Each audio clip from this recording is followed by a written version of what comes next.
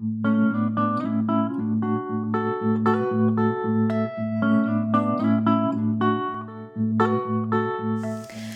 today is day 7 with Panda, and we're basically just going more and more into those first 3 or 4 foundations, our go button, our stop button, our change of direction, and the acceptance of the flag.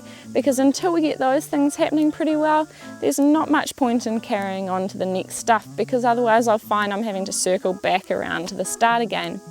But one handy little tip I thought I'd give you today is for horses that tend to get quite heavy in the hand and on the forehand. So what I will do is I'll just send Panda here out onto a circle around me. Make sure that I'm in the camera.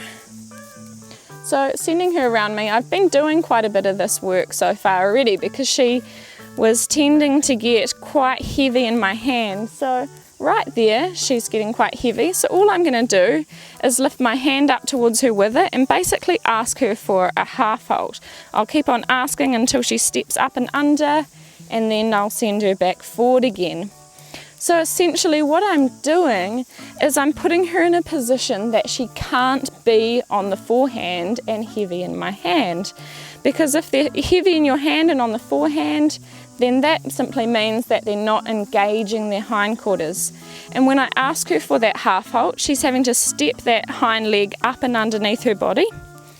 She's engaging that core, lifting her back up, kind of putting the weight back into those haunches, which in turn takes all the pressure off the lead rope and out of my hand and lifts her shoulders up off the ground as well. So she's not dragging herself along on her front legs.